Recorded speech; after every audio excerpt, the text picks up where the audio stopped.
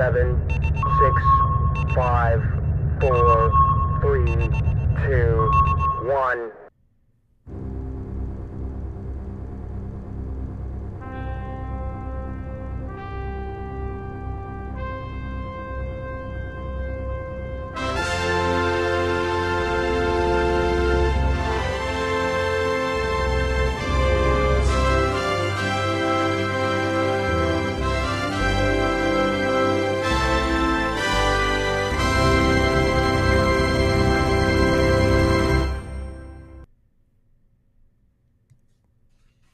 Welcome to IFB. It's Interfleet Broadcasting. I'm New York Pete with my buddy, the Tipsy Toaster. Thanks for joining us on our news and pop cultures sci-fi entertainment channel. Full disclosure, Tipsy and I grew up watching 70s, 80s TV, movies, and cartoons, and we bring our own unique spin on our little corner of the universe, and everyone needs to know that we are big Battlestar Galactica fans. So, I'm a bigger fan. Chris, well, you might think you are. No one owns the fandom. That's right, sir. You will bow to my brilliance. Back off, gatekeeper. That's right. That's the. Yeah. I know the fandom. You don't know the fandom. Yeah, you don't know the fandom like I know the fandom. That's right. So, I mean, we're learning something new every day, aren't we? We are. I mean, today was just one of those days. We were talking with some friends of ours, getting ready for the what? You're interrupting me. What? I don't care. Wow. Somebody's testy tonight. You need a beer.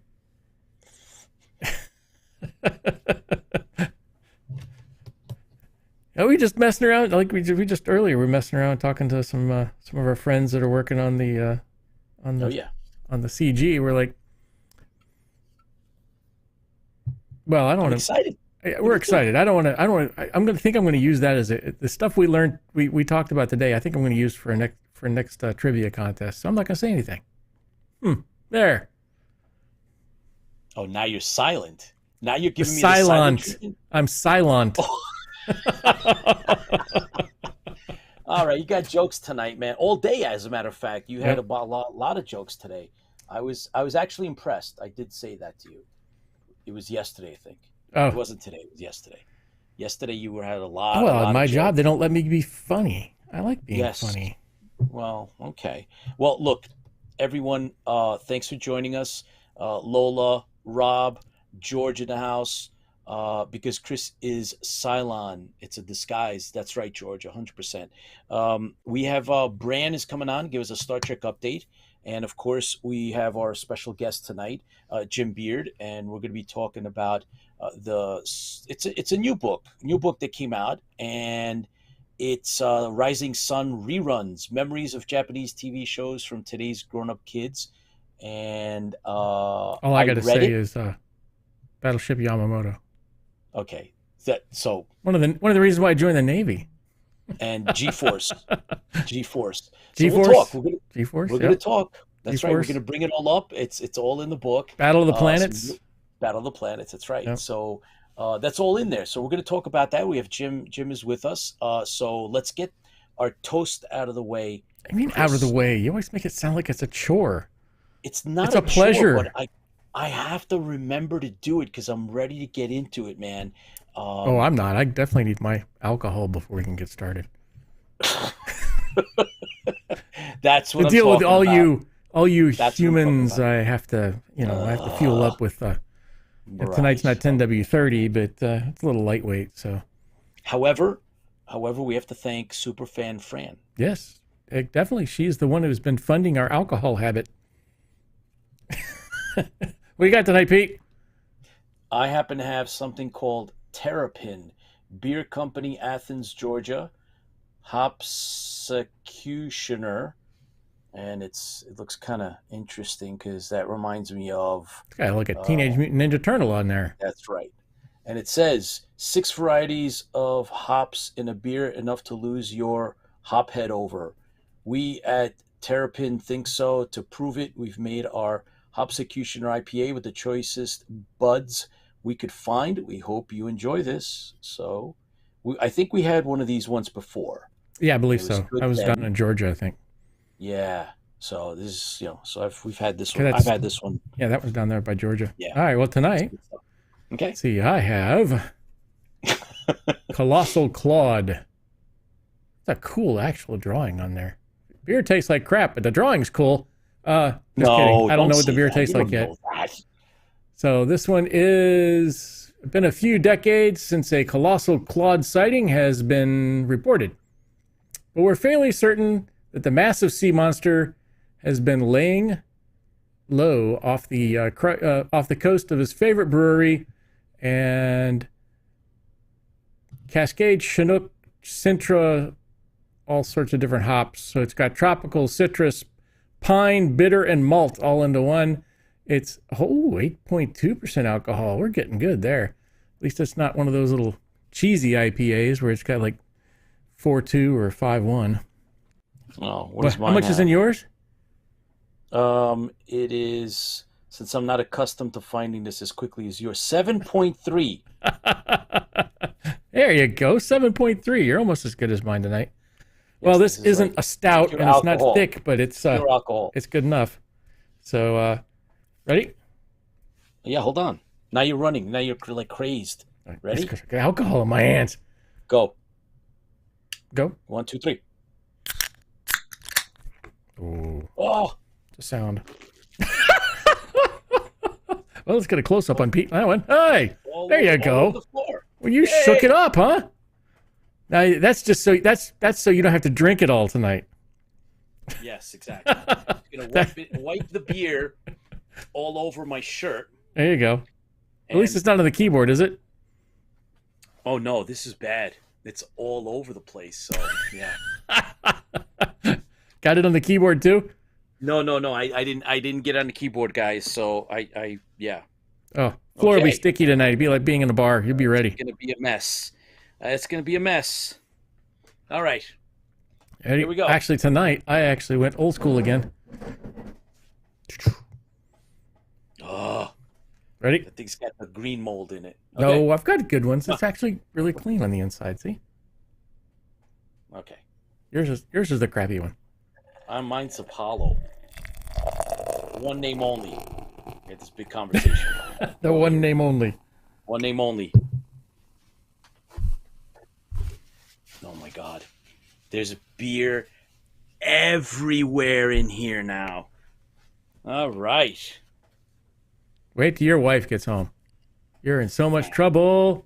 No, Mm-hmm. it's my office. I get to live in it. And sleep in it tonight. Why does your office smell like beer? No reason. 'Cause Chris made me do it. I'm going to blame you. It's all Chris's fault. It's all his fault. He did it. Do it. You. This is all the way we are, and we haven't even started drinking yet. Oh boy. This is really kind of a dank yellow look. Yeah, there you go. That's kind of a darkish yellow, mostly foam though. Like ginger ale. You like a little beer with your foam, sir? I think so. It's the best I'm going to You're get. gonna have to go get another beer or lick the stuff off the floor, one of the two. Unbelievable. All right, so every week we definitely want to reach out to the fans and say thank you for being here. We also like to say thank you for being fans. I mean, we're a special kind of group of people, and I don't mean like bad special, but good special. We're nuts. That's what they call fans or fanatics. We Yes. are what make the shows. Like Mr. Beard will talk about tonight, the Japanese show. I almost said Chinese. The Japanese shows, the sci-fi shows from the 70s and 80s, and those shows that most people have never heard of, and we live in those worlds. We love those worlds, and we continue to live those worlds and push worlds onto other people. That's what fans do, is talk about their stuff. Hey, come here, let me tell you about my favorite show. Like, you can't go to my office and say, hey, Chris, what's your favorite show? Because they know. It's everywhere. It's everywhere. And then, I've got my mugs and I got hats and I got T-shirts and everything else when I come in to work out and everything else. It's all related to Star Trek. Just kidding. Battlestar Galactica. So anyhow, I love all of science fiction. I love you guys. I know you guys love your fandoms. So here it is. Here's for you. As we always say, I can't talk. As we always say tonight, fans fuel the fleet. Fans fuel the fleet. Macross, or as you call it, Robotech. There's a man with good taste. Okay. Very good. Carl, welcome to the show. Jeff, Bubbles is ready tonight. Bubbles, I put Bubbles in a cage. No, you put Bubbles on the floor. I put Bubbles on the floor and then in the cage. So that's really good. We shall see, Jeff. I haven't had a beer all week. This is the first one. Just like ha ha ha, Bubbles. Karen, welcome. Thank you for joining us. Happy New Year. Hope all is well on your end. And okay, we shall see, Carl and Jeff. Mediocre Model is with us. Thanks for joining live, everyone. Chris, did you start early? He probably did. Paul! No, I didn't. And Kane, how are you, buddy? Hope all is well. As a matter of fact, Dragon Con coming up. I'm about to book my tickets. But you were supposed to do that last night. I didn't get to it. It didn't happen. So I got to get those. Hotel, I got. My tickets to it, I got. So, Chris, do you know when the panel is going to be, when the panel thing is going to start? Because, I'll reach out to I'll reach out to her and find out. Yeah, because we definitely have some panels we want to put together, including make it sound like we're building a house. So we got some panels we need to put together. Yeah, of course. They're not aligned quite right. Book them. That's right, Paul. It's going to happen. Welcome, we Dano. also want to push Fran and Professor Padden, Dr. Padden, are going to do. Hopefully, they want to do a thing on fan fiction.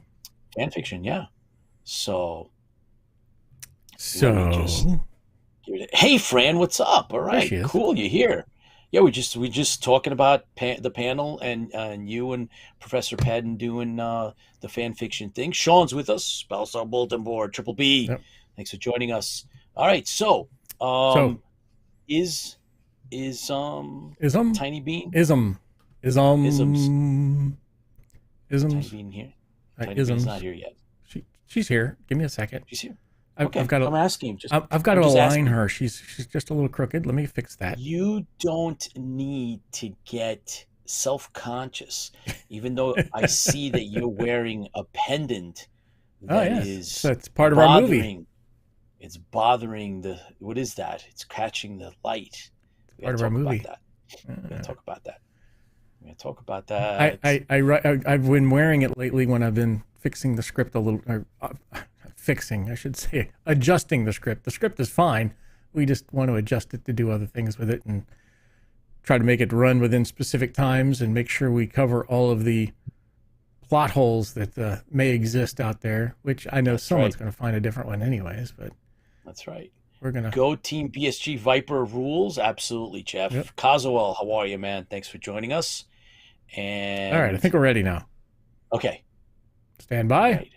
We need like a fancy intro, like. I know. Tiny Bean, Tara. Hey, what's up, Tara? What's going on? Hey guys, I'm waiting for my intro theme music. It's welcome to Tiny Bean. She's one not too mean. And she'll talk about the scene going on with the TVs and movies. Stop it. That's great. I'll take that anytime.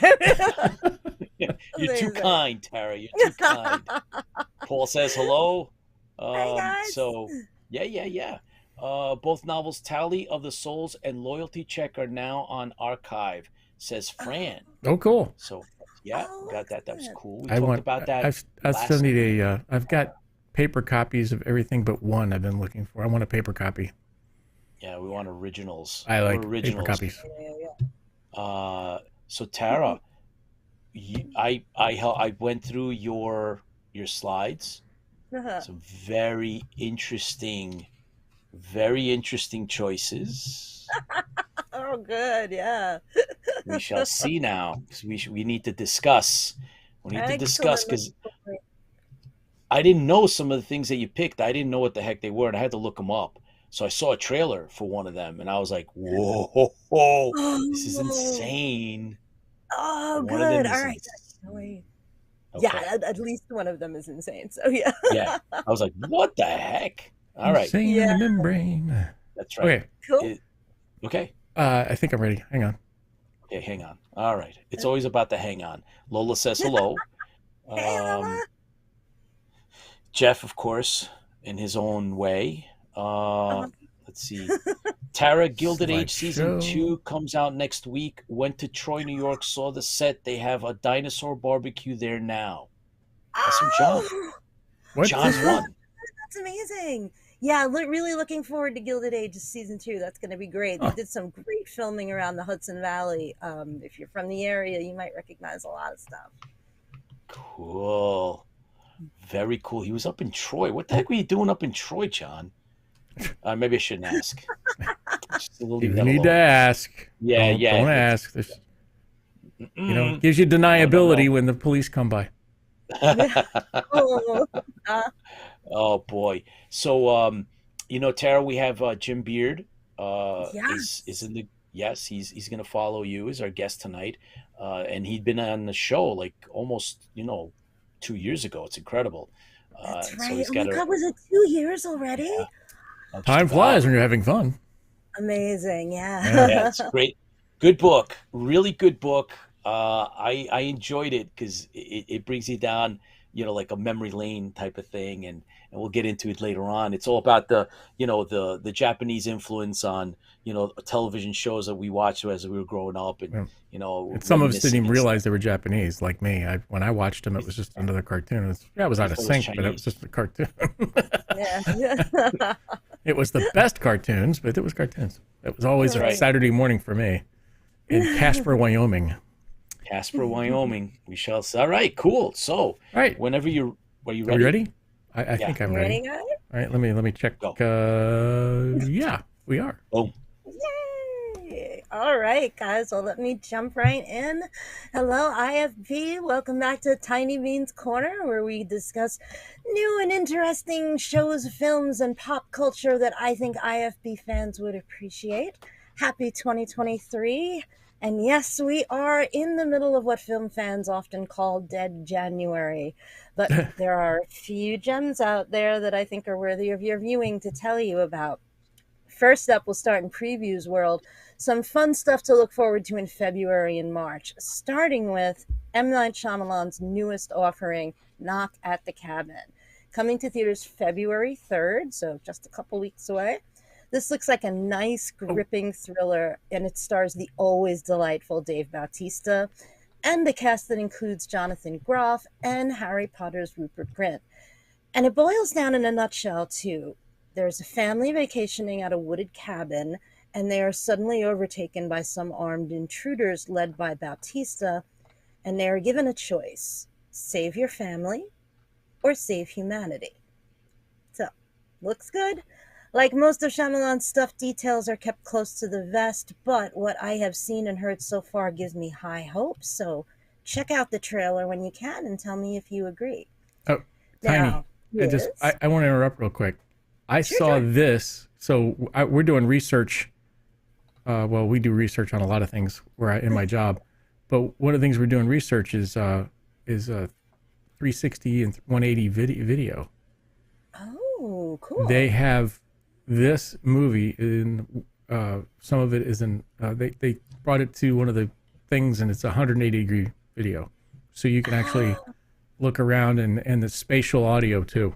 So if you got your headset on, you'll hear the audio like some noise over to your right. It's in your right ear, and you look over there. It's spatial audio. So just this is one of the things. Look it up online. I think if you go to YouTube and look up "Knock at the Cabin" 180-degree video, if you got a set of headphones, a headset for video for 360, you'll see it. Ooh, that pretty cool. Sounds great. The Yeah, trailers I in definitely 360. Yeah. gotta check that out. Very cool. Did Sorry. you see the trailer? It looks Yeah. good. Yeah. Yeah, I mean, I know M. Night stuff, it can be hit or miss, but I have really high hopes for this one. So We'll see what happens. But now, there's one thing that I think all of us in a certain age range can agree on is the comedy genius that is the legendary Mel Brooks. Now, what the world needs is just to watch a Mel Brooks film. Am I right? It's an instant smile. Well, guess what, folks? We are in luck. 97-year-old Mel is back at it, this time bringing us a sequel 40 years in the making. You guessed it, History of the World Part 2. This Heck yeah. time it will be in the form of an 8-episode miniseries on Hulu. The cast of actors involved is completely epic, from Eddie Murphy to Danny DeVito to Seth Rogen, David Duchovny, Sarah Silverman's in it. I mean, I could go on and on with this list, because I guess if Mel Brooks calls you, you say yes. So the trailer looks absolutely hilarious. Total 80s throwback feel, and I would expect nothing less. Let's see how this flies in 2023, guys. This one is going to drop on March 6th on Hulu, and I will be there with bells on. So, now, if you were looking for things to watch in the meantime in this dead January spot, I've got a few good ones for you. Let's start with the film adaptation of the atmospheric Louis Bayard mystery classic, The Pale Blue Eye. This is on Netflix right now. The book came out about 20 years ago, and I remember absolutely loving it, just praying for a film version. And apparently they have been trying to make it into a film for all of those years. But I am very glad that they waited until now. More on that later. The setting is 1830. The story is centered around Augustus Landor, played by the always flawless Christian Bale. In this, he's a lonely widower, retired New York City detective living in a cabin in the Hudson Valley. Hey, Hudson Valley again. When he's summoned to the young campus of West Point to investigate a grisly killing. A cadet has been found hanging from a tree. Suicide or murder? Not sure yet, but it's what happens next is where it takes a sharp left. The cadet's body in the morgue has had its heart removed. Landor is soon approached by an awkward, outcast young cadet who tells him the killer must be a poet. That young cadet? None other than Edgar Allan Poe. Now, this is a moody, atmospheric mystery of a film. It folds a lot of stuff into it, but I am recommending it primarily for two reasons.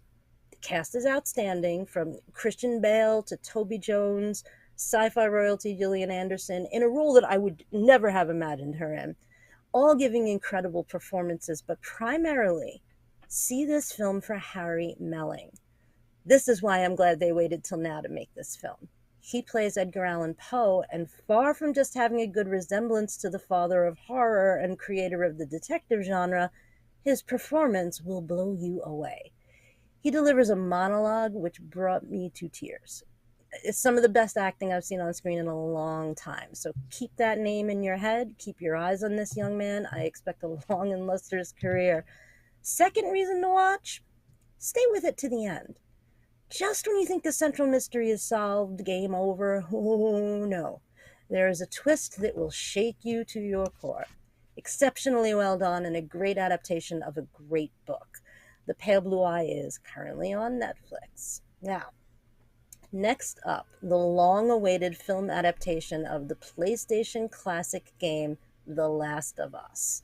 I will get right to the point, friends. I haven't seen a premiere episode of a series, maybe ever, that is the 100% slam dunk that this one is.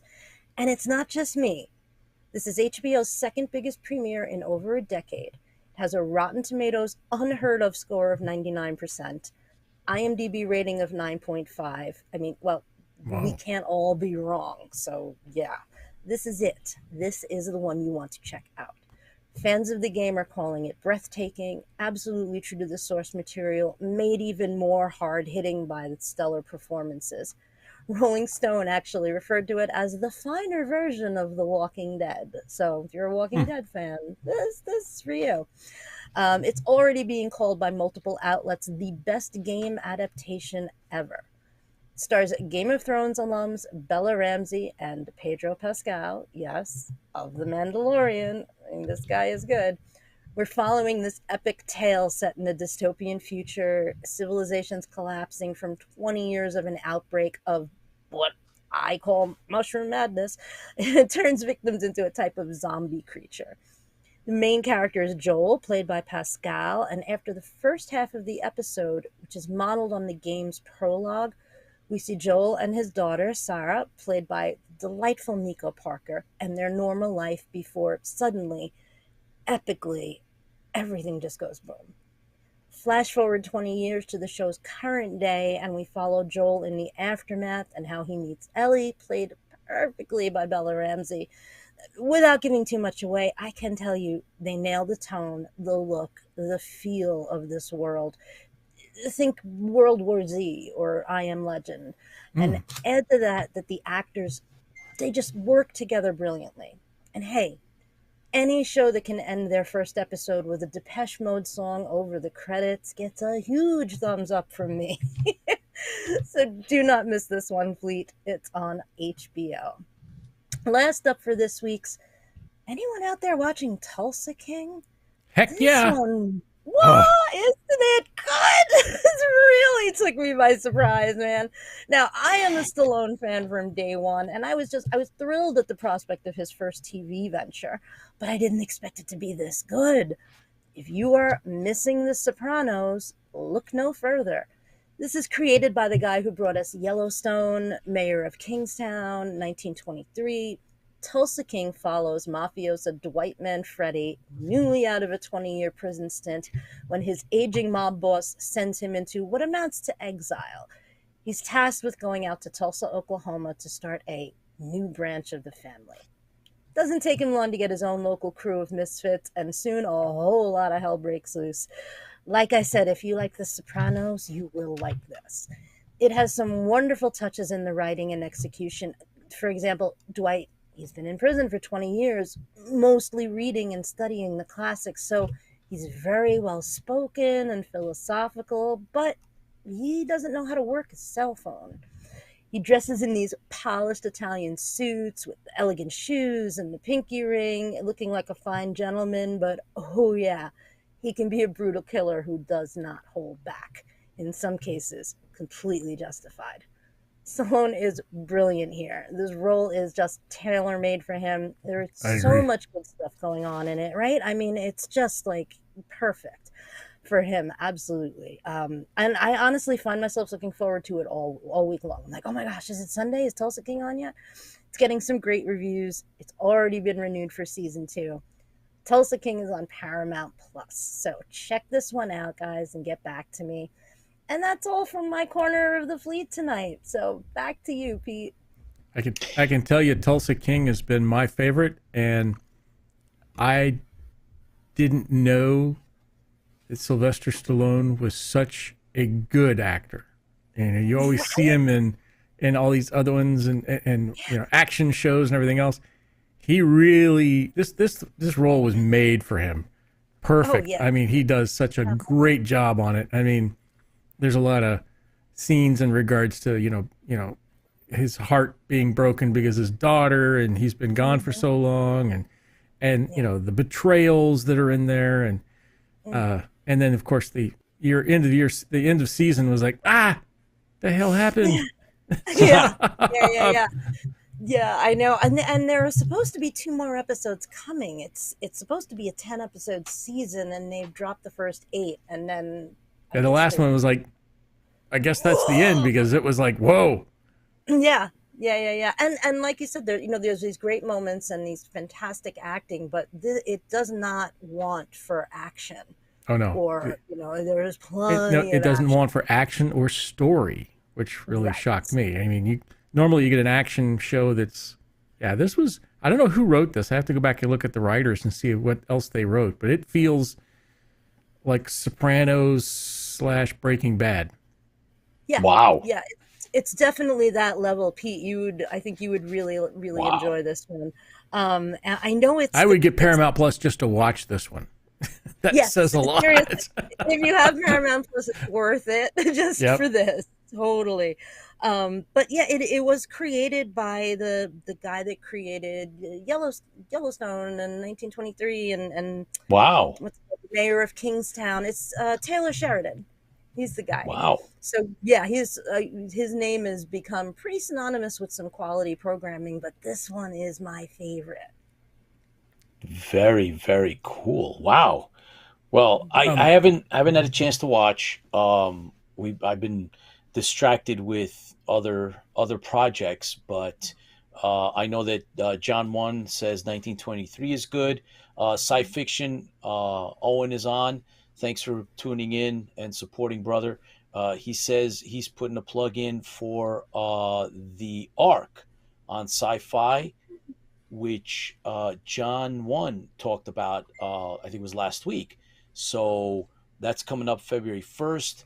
And Rob Baum mentions Nighthawks, I think offered an underrated efforts by Stallone. I think you're Could be right. a I remember both. when that came out. That Yeah, was a while ago. definitely. Uh, so okay. we have a mix-up in numbers there, Pete. Can you fix that? I can. All right.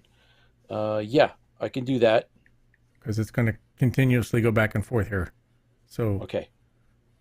Jim's All right. right. Jim's on the right spot. Okay. So me and Tiny will just sit here and chat it up while All right. you can fix it. You know, you send them out to the right connection, hookup All right. connection, whatever. I'll just get him another number. Not another. Give him number 2. Number 2? I'll give him number 2. Give him number 2. Okay. Number 2. I did. We did give him number. Well, let me just resend. Let me resend number 2. Yeah. He came in on number 1 and kicked Jim off. Oh, who did? Tara? No, Tara's right next to me. Hi, Tara. Hey, Hi, Tara. yeah.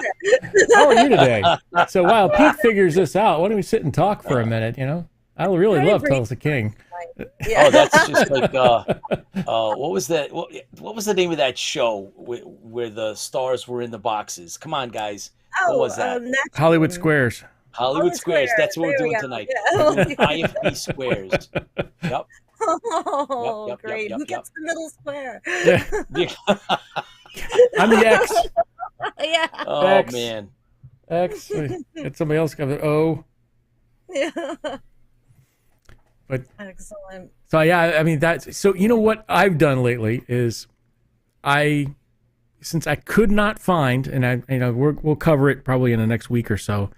I could not find anywhere to stream Manimal. I know. So I bought the series on DVD. And my I am not sorry. I really love that show. And it's got a great interview with Mr. Larson in it.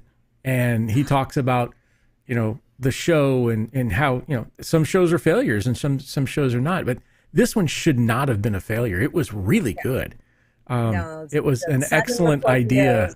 And so, but yeah, it only had 8 episodes, and but the opening night, they so the pilot is, and I guess in Hollywood, pilots are very important. So how, just to determine if they're going to keep going. So if the pilot doesn't do well, they usually just can it after a couple of episodes, and that's what happened. But the pilot went up against Dallas when they found out who shot JR. That's right. Oh my God. So there was no way that they were going to beat that one out, So that's kind of what happened to that show. Is it kind of got tanked because of that. I was like, dang man, this is a really good show. I mean, it had some good comic relief in it, and the special effects for the time was pretty amazing. And the guy who did the special effects on there was a Battlestar Galactica guy. Oh, of course he was. So he's the guy who did all the special makeup effects and things like that for the Bore and everything else that was in there for Battlestar Galactica. So he did that for Manimal, which is if you're not sure of Manimal, the guy can change into different animals, and they do the changeover. I mean, today's changeover stuff is amazing, right? But Yeah. back then, it's, you look at it, you're like, oh my gosh, it's horrible. No, you look at it for 1970s, that was amazing. So they did the feathers coming out of the face and the face turning into panthers, and it was just great. Yeah. How we doing, Pete? Yeah, we're good. We should be. I just reassigned everybody. Okay, just making sure. So yeah, I looked out and got that one. So I got Manimal, and that's cool. and I ordered Automan too because I couldn't find that one either. Cool. So, but I mean, Manimals. That's fun. Manimal is just so underrated. I guess, because it only was eight episodes, one season. So many people aren't aware of it. The star, I didn't know Simon that. McCook. Yeah, he was on Jaws 2. Yeah. He was in Jaws 2, and he died of bowel cancer. I know. Not at a young age. Yeah. Yeah. I was like, dang. He was also in the Agatha Christie first film adaptation of Death on the Nile. Oh, that's right. Back in the 70s with that cast of thousands. That was pretty amazing. All right. So, I think we should be good to go now. I don't see Bran yet. No, he's standing by. So we're going to bring back Jim. Okay. Jim should be. We'll go Jim first and then go to Bran later? Yep, that's right. Sounds good. We can do that. We can do that. Tara, thank you so much. Hope you get some good news coming your way. I know that you've been working hard on getting some stuff going in the background. So keep us posted, and we'll be in touch. We'll be talking soon. Now we need the outro music. So it's been Tiny Bean Tara. She's not a terror. I expect the full recording by the next time. Right? Okay, good. Keep them to it. That's right. All right, take care. All right, guys. I'll be watching. Have a good one. Yep. Thank you, Tara. Yep. Here's Take to care. You. All right, great. Okay, so we did a little juggling. You guys, whoever was watching me should not have been, but yes.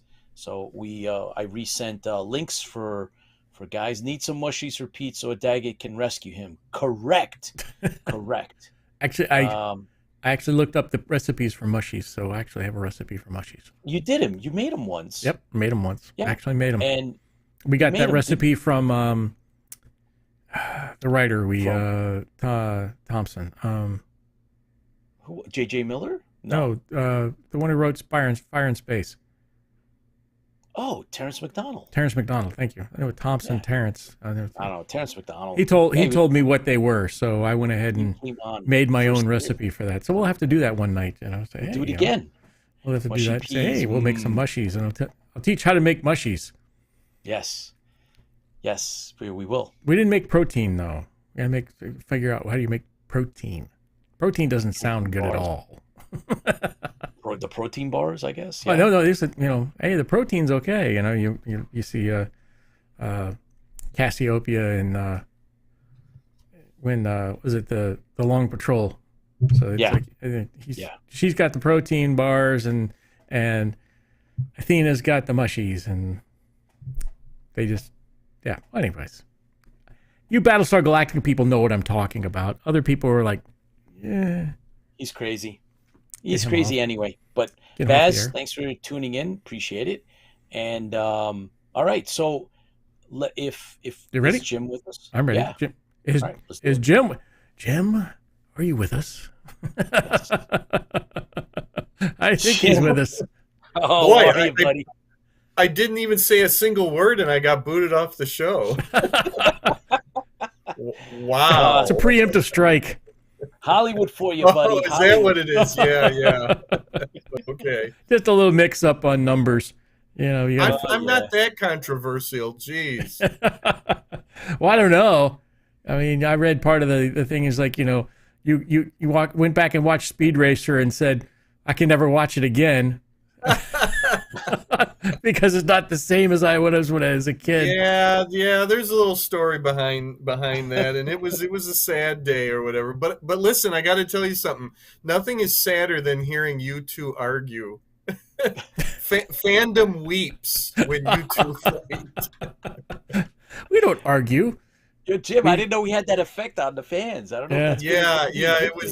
it's hard to watch. It's sad. Yeah, we all shed a tear every time you backbite, Oh, that's good. I can't Thank help it you if for that. Cylons are better than Colonials anyways. But No, there we go again. And Okay, it now let's begins, not start all that. and Jeez. it begins full that's circle. right. See, Full See, circle. Cylons are better. Oh boy, yes. I have the little one. I can only make small wishes. You gotta Jim. make small His wishes. wishes are more powerful. Mine's a smaller one. So I'm gonna sick Count Ibley on you both if you don't behave. Ah, my kind of guy. They didn't make they make Muffet, but they never made a Count Ebley doll. yes, because only you would buy it. That's why. I guess they'd be afraid people worship it.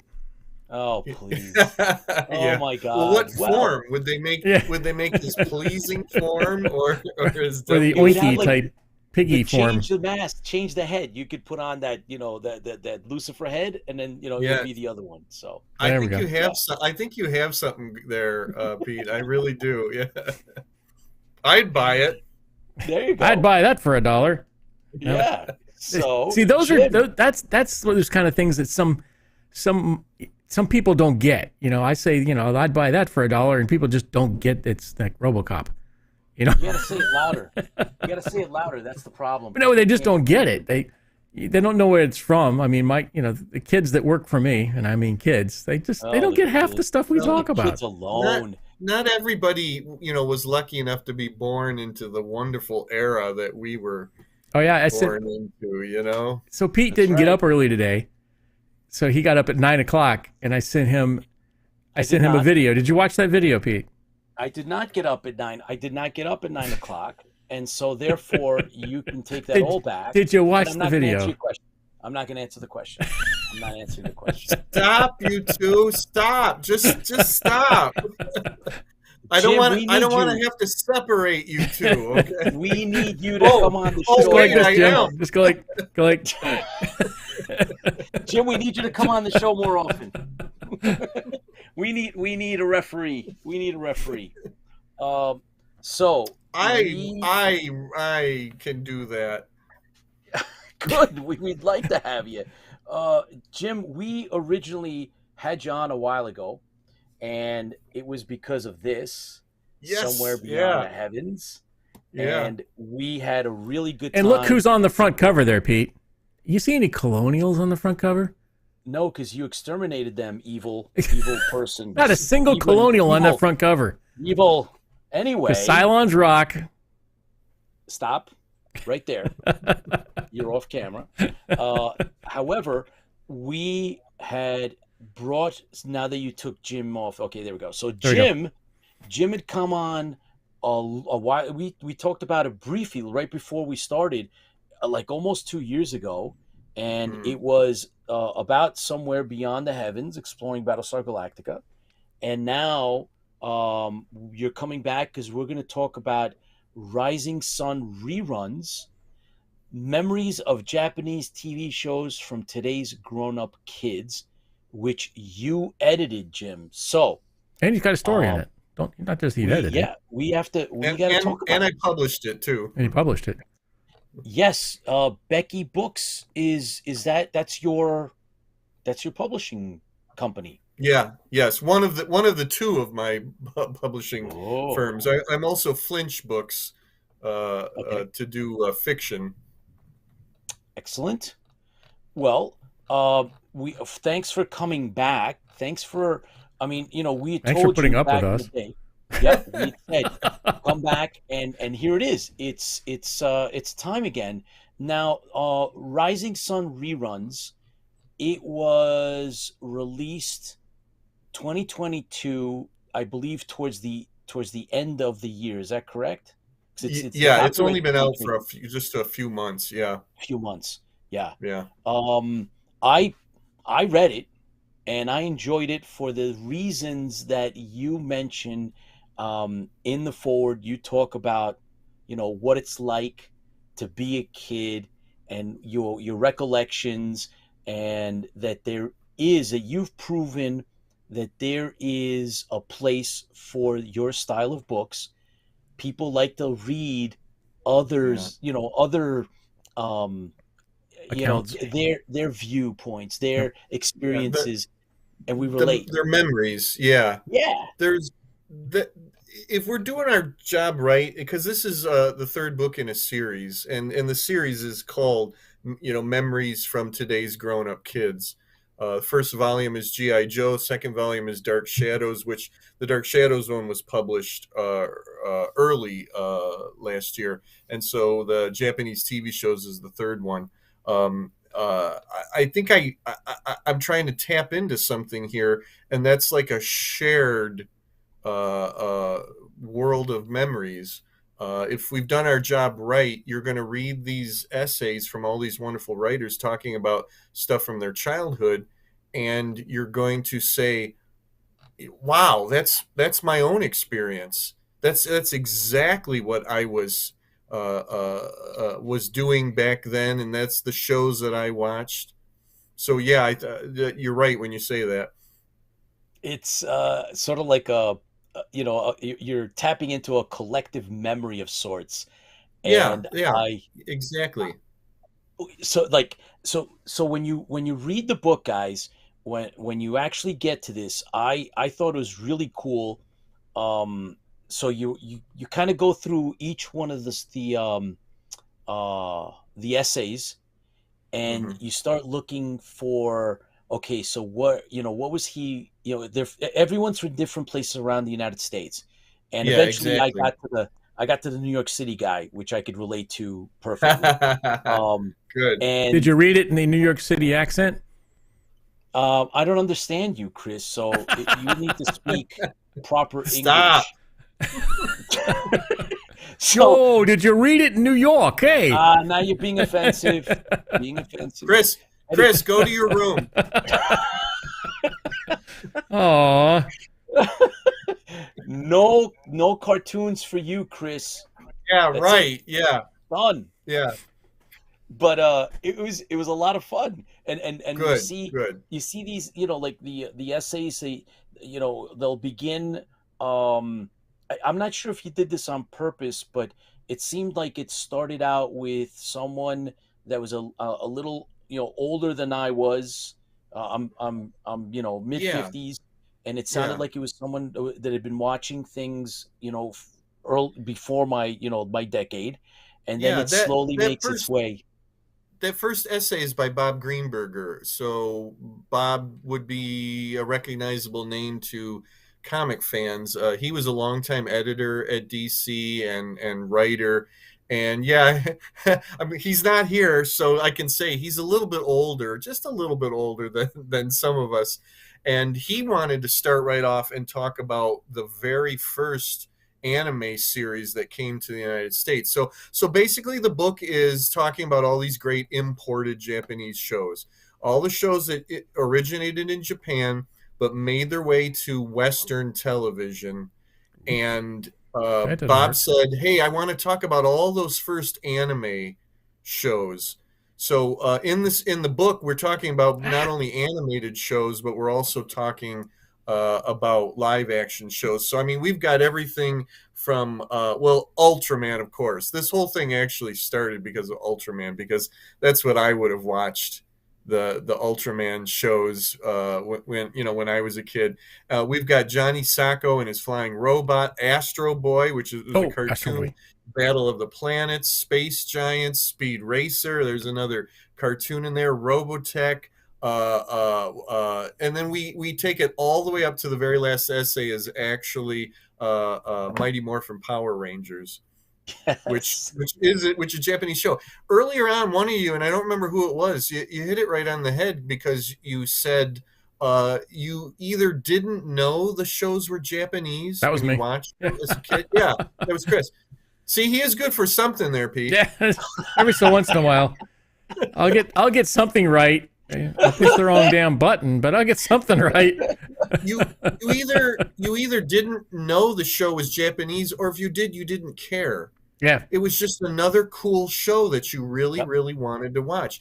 And that was the beauty of it. As a kid, you had such a huge appetite for these shows, and the more the better. What does it matter whether it came from or whether it had very poor dubbing, which of course they did back then. You just wanted more and more and more. And that's what I love, is because not only were we getting all these great English or in English American shows, but we got all these great Japanese shows too.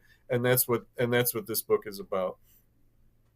There's one essay, Jim, and it's about Gigantor. And so right when it starts, I hear Gigantor, and then it's all, I was like, I couldn't get out of my head. It was great. Yeah. I had never seen the show called Spectre Man, which was one of the live action shows. I wasn't even aware that it had been shown here in the States. Yeah, and when my writer guy here, said, I want to do Spectre Man, it's like, yeah, go ahead. So he actually has the words to the theme song in the essay. So as soon as I read his essay, I said, okay, he's going on about this theme song. I go to YouTube and I pull up the theme song. And what I listen to it and I go back to him and it's like, thank you so much. Now I can't get that theme song out of my head. it's like an earworm, it's stuck in here forever. And I got to, most of the theme songs for these shows are the exact same way. Ultraman is a perfect example there. Right. The fantastic Ultraman show. And I'm just trying to, Kimba, another great one, over and over and over again. They all have all those great theme songs. Jim, my confession is I didn't know Kimba. I don't know about you, Chris, but I didn't know Kimba. So I went to YouTube. Oh, no. Yeah. Really? Yeah. Yes. Kimba the White Lion. Nope. In fact, you know what? You guys might want to look into this. When Disney's The Lion King came out, some older people started to realize that there was more than a few similarities between Kimba and Kimba and the Lion King. Look into it when you have a chance. The are remarkable, and in fact, there could have been some legal action there. I was about to say, I'm surprised nobody sued Disney. Disney probably paid them off. Yeah, they probably they must have paid them off. Maybe. And with the cartoons, that was a case where most of the times you really had no idea a Japanese cartoon. Mm-hmm. You weren't seeing actors or anything like that, and it was all dubbed in English anyways. Speed Racer. Here's the sad story behind Speed Racer. Here we go. I loved Speed Racer when I was a kid. My next door neighbor and I were a Speed Racer fan club of 2. So I'd run over to his house every day to watch Speed Racer. We loved it one side and down the other. We knew exactly what the buttons did on his steering wheel. He had different buttons, and he pushed that, and the car would have it would lift up on lifters, or it would have saw blades, or all these other really cool things. We knew those by heart. We absolutely loved it. So flash forward to roughly maybe like 25 years ago, and I saw Speed Racer in the listings on TV, if I remember correctly, and I said, "Oh, I haven't watched it in years. This is going to be great." I got through the theme song, and I started watching the actual episode, and I don't even know how many seconds into it, and I had to shut it off. It was, that's the funny thing about memories is sometimes your memories are better than reality. There was just it was like, I can't keep watching this, or my memories of that fantastic cartoon are just going to be soiled forever. Luckily, that didn't happen with Ultraman. I watched Ultraman, and it was even better than it was when I was a kid. Well, Jim, the question lies is, so we were talking Speed Racer. The question lies is, did you ever watch the live action version of Speed Racer? No, I did not. Don't. And that, you know what? That was another case where it could never ever match my memories. Don't just save yourself.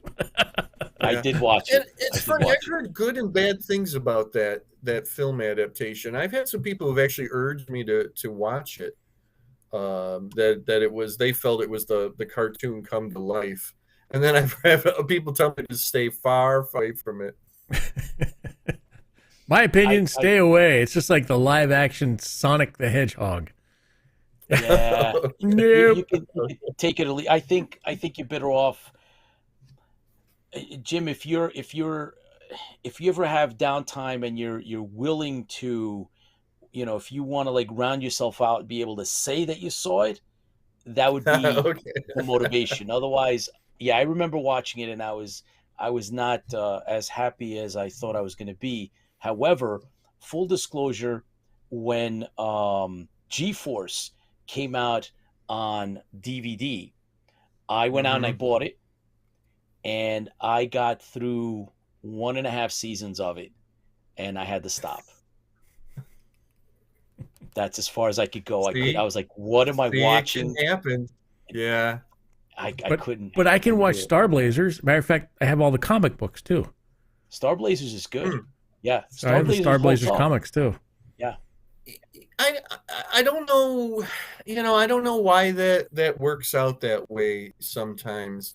That we all run a risk of pulling something up that we loved as a kid and watching it and seeing if that magic is still there. Sometimes it works and sometimes it doesn't. I think maybe overall we're kind of better off by not attempting it, not making that attempt at all, but maybe that's just me. It's hit and miss. Some things still hold up really well. I'll tell you, I watch, every once in a while I'll throw on a classic episode of Star Trek and it just blows me away. I'm like, wow. I've grown up with it, right? I watched the episodes and the series diligently for probably 30 years, and then took some time off, and then recently went back, and I'm impressed. Yeah. I still get a lot out of it. I think part of it might be that if you don't have much of a break, that you've been watching the show all along, that maybe that can help. And that is the same with me with Star Trek. I've been watching it all along, classic Star Trek. And so like you, I grew up with it, but we're talking with Speed Racer, that was decades where I had not seen a single frame of it. So it was very rosy in my memories. Thankfully, it still is. I didn't ruin it for myself. I went back and watched a little Johnny Quest, Jim. Oh my gosh, Johnny Quest! Well, that's not Japanese though. Oh, it's not, but you went off the rails here. Go back to the book. It's in that milieu in terms of animation, but yes, sure. But sure this is. And were you able to watch it? Yes. I was. Oh, yeah, I could watch Johnny Quest. That's like Scooby Doo. I could watch Scooby Doo over and over and over again. Yeah. So look, going back, sometimes it's like that. It's the limited animation, that is sometimes hard to take. Like I watched a lot of Filmation cartoons on Saturday mornings when I was a kid. I doubt if I could look at them today because I know how limited. They reused sound effects. The drawings over. They had like filmed live people running and things like that, and they use those same shots over and over again. So I don't think I could do it today. Well, I can tell you that I enjoyed going, down memory lane with the authors, the writers, essayists that you chose for Rising Sun reruns, memories of Japanese TV shows from today's grown-up kids. I related to all of them, right? Even like we said, some of them they were a little older, some of them a little younger. I related to all of them, and it was fun because there's one particular one that he was figuring out a way so that he can manipulate his parents and his grandparents so that he could get home and watch. I think it was Kimba, and I could relate to all that stuff. I enjoyed the book Good. very much, and Thank you. I recommend it. I recommend it to any of us that, if you want to go down memory lane and you want to remember some of the, especially, right, Jim, in this particular book, it's all about the Japanese TV shows that we grew up with back in, late 60s, 70s, and the 80s. It's a good read. I think you were wise, in my opinion, my humble opinion, to not make the essays long. They're just the right size, Jim, Yeah. and it makes a Yeah. difference. So Yeah. well done. And Well that's done. something I've learned. And I push all the writers, because they're not just talking about those particular shows, but I say paint a portrait of that time. So they're not just saying, oh, this or that happened in the show and I really like this character, but they're setting the scenes. Like you said, they're talking about their family life. They're talking about the snacks that they ate maybe when they sat down to watch a show. They're talking about the next day at school and when they talked about it with their friends. So that's the goal here, is to not just illustrate the theme, but to illustrate those times that they were living in. And if you weren't already in those times, you should really get a great picture of it. The other thing that I hope that people are walking away with is maybe discovering a show that they didn't previously know anything about, and now because of the book they're actually going to go seek it out. We have one of the writers is from England, Alan Porter, and he writes about a show that, as far as I know, was it was a Japanese show that was only shown in England, called The Water Margin. And it's fascinating to me because I knew nothing about it before this book. Alan pitched that idea to me because he grew up in England. And then I love this one, is John S. Drew wrote about the Japanese Spider-Man TV show. And I actually challenged him. He came to me and he said, I want to write about the Japanese Spider-Man. And I said, John, that's all fine and dandy, but it was never shown here in the United States, so it kind of breaks the rules of and he said, no. He said it was actually shown. I think it was like he got it on a curtain in New York, or I can't remember the exact particulars of it. So I said, okay, you're not lying to me, then go ahead and write about the Japanese Spider-Man show. And now I have to watch this show. It's not currently on in the West, here in the West, and I want to see this show so bad. Super Daimon Emissary from Hell. The hell is that one? Never heard of that one. That's the show. Yeah. It's a Japanese version of Spider-Man. Marvel actually granted the rights to the character to a Japanese studio. Stan Lee made trips over to Japan to basically, sell the license for their characters. And they made an entire live action Spider-Man TV series. What it is it's basically Spider-Man in name and costume only. Right. The costume is completely accurate, and he does Spider-Man things. He jumps around and can stick to stuff, and he has webbing, a sort of. But he's not Peter Parker. He's a different character underneath the mask. He has a Japanese name, and he fights all of these like monster characters. And Spider-Man has his own car, and he also has a giant robot that he can fight giant monsters. It's just the little tiny bits that I've seen, and then reading John's descriptions of it, it's just off the wall. If you like all those, kaiju shows from Japan, Ultraman and Johnny Sacco and everything, you probably would like this Spider-Man show then, because that's what it is. They interpreted it into their own sensibilities, and right. This is what came out. That's actually, they're all well written. All the essays in the book are well written and well selected for this particular piece that you did.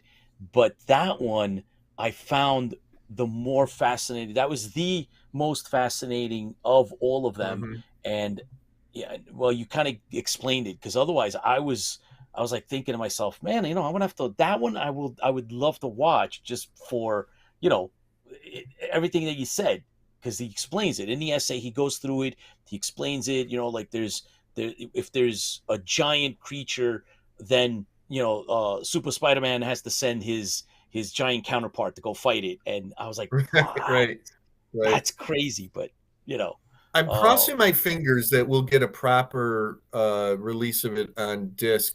Here's the funny thing: just within this past year, they released a Hot Wheels car of the car here oh in the wow, United States, and somebody is doing an action figure of that particular Spider-Man. Huh. So it's like, it's funny, we have the merchandise, but we don't have the actual Don't have the show. actual. oh How do boy, they expect to But make any I'm money hoping- on it? Several years ago, Marvel actually every episode on their YouTube channel, on the official Marvel YouTube channel, and you could watch the whole show.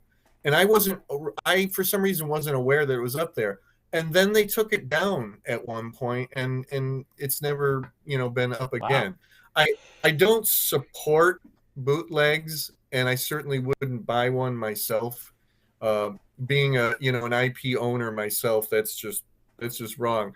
So I won't say that you should look for it on bootleg, but But Don't be tempted.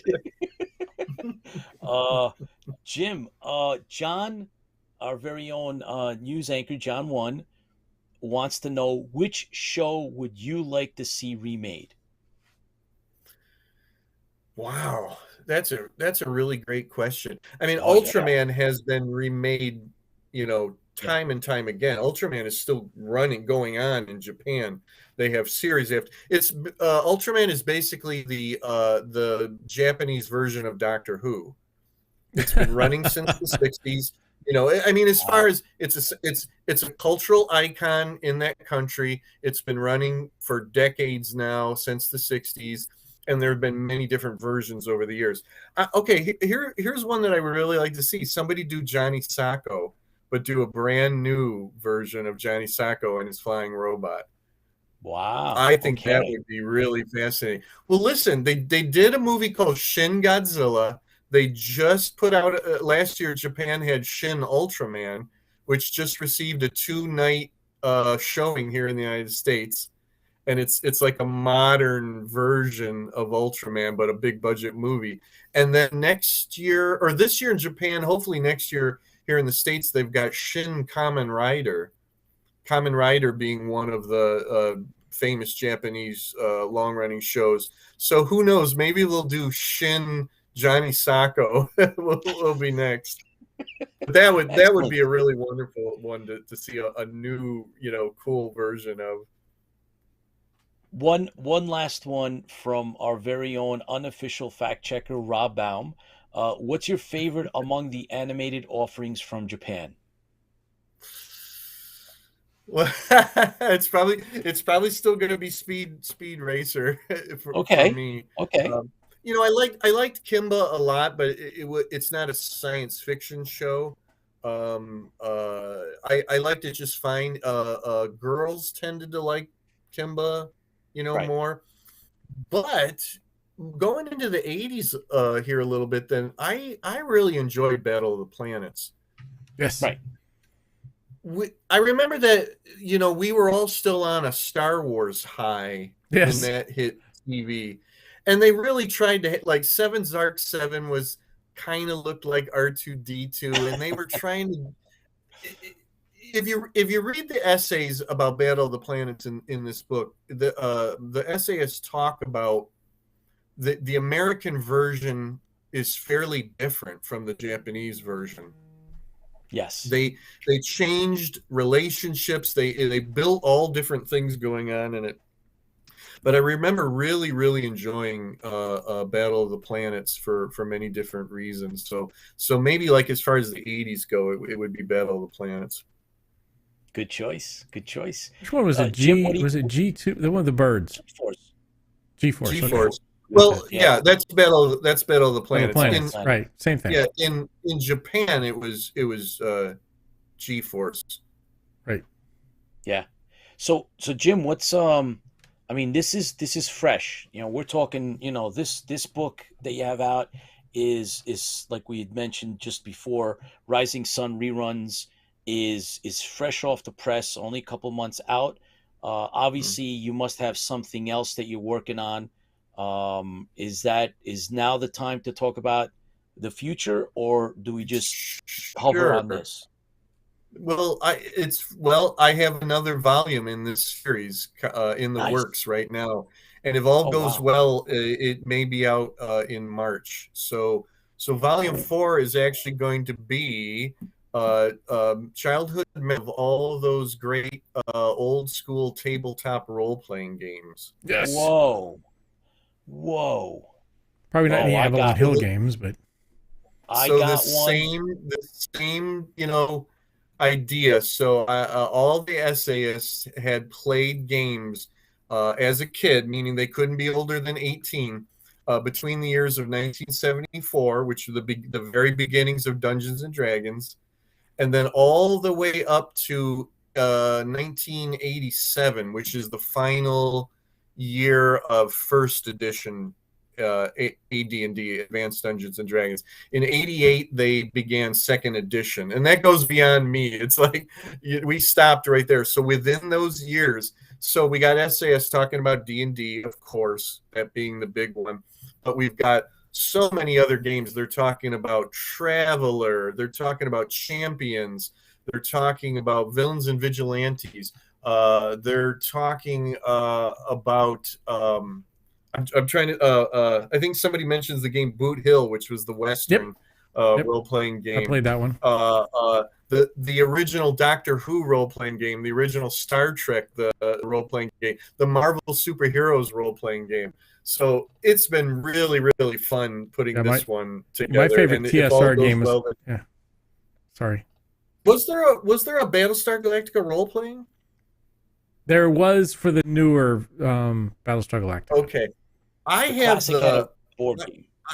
No. There's a role-playing game for BSG. 2004. Okay. But was it classic BSG? Classic. No, it was 2004. It was the newer. There was a FASA game for the classic Battlestar Galactica, though. Yeah, that wasn't really a role-playing game. No, it wasn't role-playing. No, in fact, I actually own that one. That's more of like what you would call a war game. Yep. Yes. Yeah, it had a hexagon sheet, and you move the ships along and all of that. No, you know what? I actually enjoyed playing that one, and I still have my copy of that. Okay, how weird that there wasn't a classic BSG role-playing game. Nope. Oh, that's really weird. Although, you know what? They had a lot of different systems of games that you could adapt if you were clever. Like Traveler was a science fiction role-playing game. You could probably adapt, BSG to it. They had one called GURPS, which was Generic Universal Role-Playing System. I think I got that right, which again, you could probably have adapted BSG to that. How weird. One of the TSR games that nobody ever hears of, but I used to play all the time, was called Dawn Patrol. Wow! Yeah. Blast from the past. Yeah, wow. that was a role-playing World War I game. Yeah, a role-playing World War I pilot game. I mean, my dad worked at an oil field place, and they had all these extra maps, and we'd take the maps, and I'd make squares on them, and we would sit there and play on these huge maps on the back of them, and then we'd play, we'd roll for Chris, characters and everything else. You needed to be in this book. Jeez. But that was that was one of those weird off ones. I mean, everybody played Dungeons and Dragons. We played Dungeons and Dragons, but everybody played but nobody usually played these military. There's so many of them. Yeah. And I said to all the I still have the game right behind me, back over here. And I actually still have some of the maps that I've made in there too. try to put, try to tap into some of the other games. I mean, again, there's a lot of talk about D&D because you can't have a book about role-playing games and not talk about D&D. But I said, if you played anything else, I want to hear about it. And I love it because a lot of them said, oh yeah, I moved on to this and I moved on to that, and I really enjoyed this one. There was one called Gangbusters. I don't know if you've ever heard of that one. Axis and Allies, Jim. Now that's a board game, right? It's a board. That's not really but that's still a fun game. It took forever to play. But I always played all the Avalon Hill games too. It was all, I mean, they weren't. Yeah, they used to call those bookshelf games. Yeah, I've got 5 or 6. Yeah, and those again, it wasn't role playing, but they were more strategic. Or less war games, strategy games. Strategy, that's it. Yes. Luftwaffe. I see. I played. It was. I've got them still. They're over there on the shelf too. Luftwaffe, Starship Troopers. Starship Troopers. Yeah, I can picture the box art on that one. It's right over there. Luftwaffe, Starship Troopers, Bismarck submarine. This is all. I mean, Bismarck was great because you played it on the floor with a ruler that came with a thing, and you could go all over the floor. So we went down to the basement and play all the time. Yeah. This is great stuff. Jim, thank you so much. When you're ready, let's have you back on the next one. Okay. Yeah, sounds good. I think you guys are really going to enjoy the role playing one. So we've enjoyed all of them so far that we've gotten, including Planet of the Apes. That's one of mine, but my favorites. But here's here's a look at some of your stuff, and there's the Dark Shadows one right there. Yes, I never watched that as a kid. I think something else must have been on. Dark Shadows. Oh my God! Is the G.I. Joe one? Dark Shadows. I definitely remember that. Right, oh my God! The Joy of Joe. That's the one. Yeah, that's the one that started this series. DC Jones. That's my ode to the G.I. Joe Adventure Team. That's my my fictional G.I. Joe Adventure Team stuff. I have the audiobook. Thank you. It's great. It's fun. There's actually two of them. Oh, okay. I think I've only got the Adventure Team one. Probably the first one here. Yep, that one. Oh, yeah. Awesome. So this one is the second one then. Okay. Very cool. And we actually wrote and recorded a theme song, a DC Jones theme song for this one. Nice. Very nice. So Jim, again, please come back. Let us know when whatever you have going on, whatever it may be. I know you're coming up on a convention soon, so you got to let us know. Yep, Fantasticon. Yep. Yeah.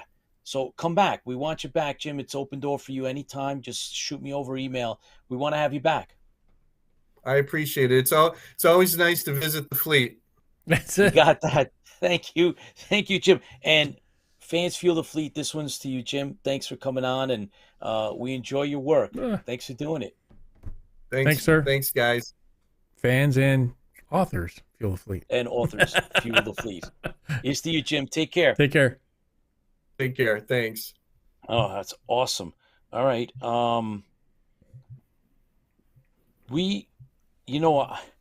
Empty. When we do the next marathon, let's bring back Jim, because definitely we can talk with Jim easy. Hours. I'll bring out all my board games that are right over there on the shelf. Yeah, man, it's really really cool. John, thanks. The rule books that are like 50 pages. Yeah. Oh my gosh, the rule books were huge. Oh yeah, like Platoon Leader. I would read those during lunch or whatever else, and people would be like, "What are you reading?" I was like, "It's the rule book for this new game, and it's great." And I could barely get anybody to play with me in Wyoming because there just wasn't that many people interested. But we finally right. got like 2 or 3 guys, and we would play squad leader and all those things all the time. Yeah. Panzer So leader, squad leader. Brand should be in the green room. Janet says, another project for you guys, make a classic BSG role-playing game. We're already on it. It'd be We've already fun. had discussions. Huh? That would be fun. We talked about it, remember? We were talking about trying to figure out how to adapt. We went through that phase. We didn't stay too long on it, but we did talk about that, that it is possible to do. Jim says, love you guys. Thanks. Thank you, Jim. Appreciate it. Your books are great, man. So we enjoyed checking that out. I enjoyed reading the book. I know Chris, you did too. I know John 1 actually read it as well. So John, next show, make sure that you give us a little bit of your take when you come on, and tell us a little bit on your impression on the book itself, because I really enjoyed it. And of course, Somewhere Beyond the Heavens. For those of you that haven't read this, That's good. This is really cool, and it has all the both franchises are in it, and it's all got Cylons on the front cover, so it's got to be amazing. On top of that, you know who did the cover, Chris? I forget. Well, Chris Scalf. Scalf, that's it. Yeah. So yeah, it's a great. This one has great stories. I mean, the other one was really good. So John said, "Yep, I will," and it was good. So we'll have a little more discussion over the book with John 1, and we're going to get our Star Trek update. And we're ready to go. We need to talk. So while you're doing that, remember everyone that Jack Stauffer needs some support. Oh, you want to do that now? We posted the link. Laurette Spang put out a call to help out, and so don't forget to actually help if you can. Yeah, you can find it at, if you just go to GoFundMe and type in Jack Stauffer, it'll pop up. Yeah. And we've posted a number of videos on IFB, and we've been in touch with a number of people in regards to this. So if you get a chance, I mean, come on, if you got $20, throw it on there. Fans Fuel the Fleet. Here's a person who's not doing well because of not his fault, but it's somebody that we love, and for our fandom. He's somebody who's been supportive of our fandom. He's somebody who was in the Second Coming and supported Richard. And it's always important to support those actors, because you have to remember they some of these people, the money dried up a long time ago for Battlestar Galactica for a lot of these people, so they're not working sometimes. So if you can spare $10-20, whatever you can spare, if you can do it, hit share and hit the donate now and do that. And then of course, even if you can't do something, just hit the share button at the top here and share it with your page and let other people know that he needs help. That would be great. But Laurette's what a we've been in touch with Laurette, and she's such a angel. That's the easiest way of saying it. She has watched over her, and I think the other Battlestar girls have been watching over him, and she's the one that created the GoFundMe page, and it's just an amazing person she is. She's worthy. She's so great. Oh yeah. So we'll revisit this again at the end. I just want to add one thing before we bring on Bran to do our Star Trek update.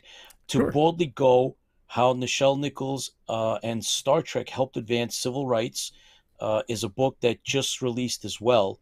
And maybe we can get the author to come on. I think that would be fascinating. I don't remember that one. Yeah, I'll check that one out. To Boldly Go. Yeah, I think I would like to see if we could get into that. Janet just sent that over. Yep. Thank you, Janet. So do a quick update, and then we have a special guest. Okay, so I know Bran is going to give us the Star Trek. So let's do this. Hey, Bran. Oops. Sorry, Bran. Wrong lower third. Tara, no, Bran. Bran, audio. Stand by. You gotta. There we go. There we go. Bran, you got to bring us up to speed on what's going on with Star Trek, because it's about time, man. Well, We got it. You know, the it's fix. a ton of stuff. Yeah, it's been a while. Yeah. It's been a while. But first, I have all these great role-playing things that you guys were just talking about. We were just talking about the original Doctor Who. Doctor Who. Here's Star Trek, the tactical game. I have the actual FASA books. And then here's the original GURPS book. Oh, the they're Steve all Jackson, sitting yeah. right over here, too. Yeah. Very cool. And, I don't know, they're well used. Doctor Who was a weird comic, weird role-playing game. But anyway, we're here to talk about Star Trek, right? And what a ton of stuff. We are a month away from probably what everybody would consider the most exciting things to happen in Star Trek in a while, which is Star Trek Picard Season 3. Brings all the next-gen crew together, and I literally mean all. If the rumors are right, February 16th, that's going to be on Paramount Plus. And if you haven't seen stuff about it so far, I don't know what rock you're hiding under, because they're putting stuff out constantly. They just put out a Worf commercial, little 13-second blurb about Worf and some new Klingon weapons. There's stuff out there about the Enterprise F. I'll tell you, this is hopefully it lives up to what everybody wants it to be, which is hopefully a great final season to Star Trek Picard. And not necessarily the end of Patrick Stewart during Star Trek, because there's rumors out there about a new movie and all sorts of stuff with Patrick. But that's only one little part. We just finished season 2. Well, I guess kind of season 1.2 of Prodigy, which just finished. That's the Nickelodeon Star Trek show with the crew that finds the ship and then has to get it back to Starfleet, all sorts of fun stuff. We just finished that series. Got much better towards the end for all of us Star Trek fans. That's the one that has Kate Mulgrew reprising Janeway as both a hologram and an admiral. But that was really cool. They just announced, Titan Books just announced, I think about 2 days ago, for the 30th anniversary of Deep Space Nine, which we just had. Benjamin Sisko's autobiography is coming out later this year, I think in March. I'll be buying that one, I'm sure, because Deep Space Nine and Sisko is my fave. We're waiting for season 2 of Strange New Worlds, season 4 of Lower Decks. You name it, it's out there. We have new toys. So here's the new Playmates phaser. Ooh, and here's the old Playmates phaser. So the new one's much easier to use. I don't know how well you can hear that. Yes. I'm thinking about my microphone's on my head, but it's got a stun setting where this is old and it doesn't work very well anymore. Now we just need some Battlestar Galactic ones. Well, maybe someday. I mean, come on. But then also Playmates has their new action figures out. I think we talked about that at one point. So we have the old action figure. So this is the old Spock and the new Spock. You can see they're a little bit different. I don't know how you guys can see that. But the figures are a little thinner. They have more points of articulation. The packaging is actually smaller, because here's John Delancey as Q from the... too much glare. And then here's Data from the new set. You can see it's a little bit smaller. The figures are the same size, packaging is smaller, but they went with the same look. So there's that stuff. And of course, they even have new ones, because here's Saru. And there's a Michael Burnham I don't have yet. So I don't know why I don't have it. I haven't seen it yet, I guess. I have to buy everything. And then, of course, there's just, a plethora of comic books for every series. Oh, yeah. Cisco has come back in comics. There's Lower Decks. There's the prequel to the new Picard season is out. You name it. There's Star Trek stuff everywhere. Gosh, I can't even think of it all, to be honest. But it's been a while. This show's going good. Paramount's putting out stuff. There's rumors about movies. There's rumors about additional TV shows. There's just rumors about everything. Well, Bran, no facts. There's next time you not a lot of facts yet. Not a lot of facts yet. But on your next visit, let's talk about the convention circuit. I wanna update on what you're doing with that, and some more of the charity stuff. Yeah, to whatever Tiberon is doing. We're the Tiberon's diving into tribbles. We just started making more tribbles. Our goal this year is 400 total. We have some left over from last year, but as many as we thought. So we started making tribbles already. We've got 5 or 6 conventions lined up for our shows here in the Denver area. and having all sorts of fun. So, Cool. it's So all yeah, about the fans and doing stuff. that's it. That's the name of the game. So let's definitely we want to have you back sooner than later. So I want to take a deep dive. So let's do that. So please stay in touch with John One, and Absolutely. let's see if we can get you in the second half of the month, if at all possible. If it works out with your schedule. And like I said, I want to take a deep dive into your charity work, and the convention stuff is something that is very interesting to all of us. Thank you so much, Bran. Always a Oh, no pleasure worries. having you on the show. And then maybe by then there'll be a couple of other, maybe they'll tack on some more Star Trek stuff on Paramount. Maybe. Hopefully new seasons. You have to get me right after Picard starts, so we should shoot for like the middle of end of February, so we can talk about that. Okay. That should be really good. That works. Let's do it. Thanks, Bran. Sounds like a plan. Here's to you, buddy. No problem, Thank guys. you very Great much. night. Take care. We'll see you guys. Peace and long life. Live long and prosper. So we have an update on Jack Stauffer. Yeah, And we have a special guest, as a matter of fact. we have a special guest. So we want to welcome our guest to IFB. And unfortunately, it's under these conditions, but nonetheless, fans fuel the fleet. We are Battlestar Galactica fans, and we want to make sure that we take care of the fandom, right? Because this is what we are. This is what we do. So, Chris, you wanna bring on our guest? Un momento, por favor. I've got to do something real quick, and I'll fix it, Okay. and we're fixed. All right, Okay, we're good. All right. Ready? So, without further ado, And this is a shock for everybody, probably. Ready?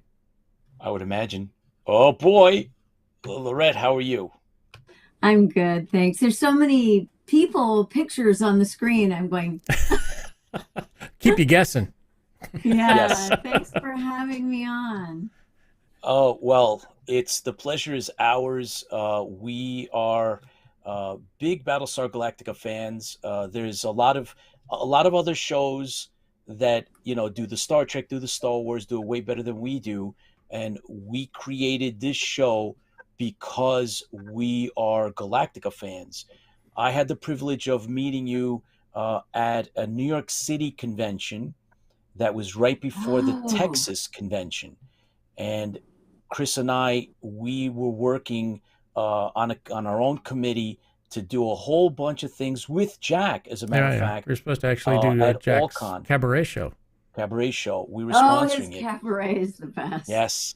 And so I got to speak to you briefly at WinterCon in New York City, or in New York. Yes. And then, of course, the COVID hit, and we didn't get to do any of the fun things.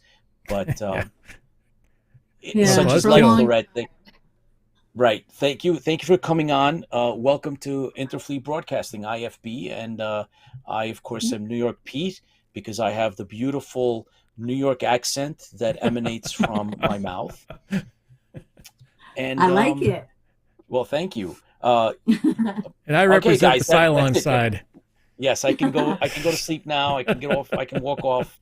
Laurette says it's beautiful. And my my esteemed partner, Laurette, is the Tipsy Toaster. Hello, we've been in touch online. So thank you so much for coming on.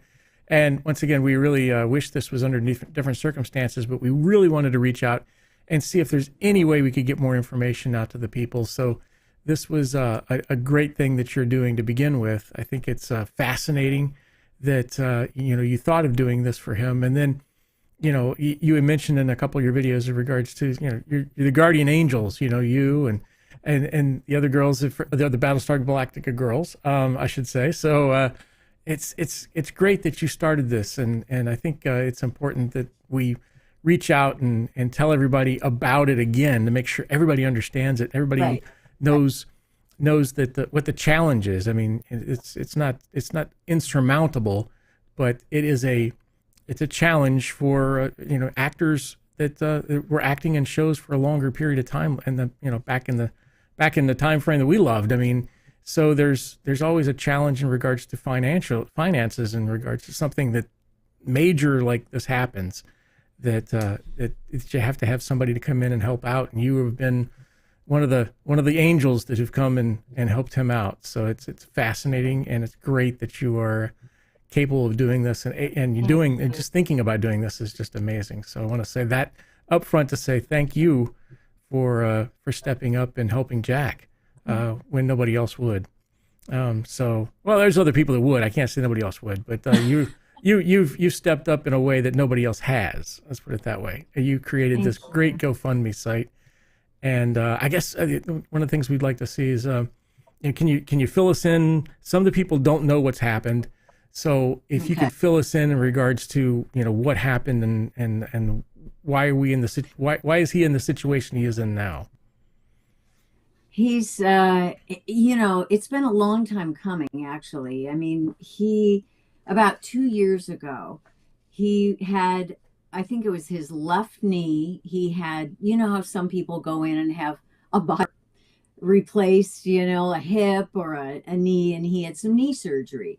And he was healing from that when he slipped. He took his dog outside and slipped on some wet grass, fell down an embankment, and ended up in this polluted kind of water, and really reopened the left knee, and completely had a catastrophic injury to the right knee, which is the problem now. And this went on. He was in rehab, in and out of the hospital, having surgeries, trying to get rid of there was a lot of bacteria in there, and they kept kind of cutting away and trying to fix it. And recently, you know what? Let me read some of this, because I wrote down a few of the things. Don't you love my glasses? These are Mackenzie Childs. So when he fell, it said he recently had the right kneecap replaced, but this accident would severely damage the quadriceps tendon of his left knee.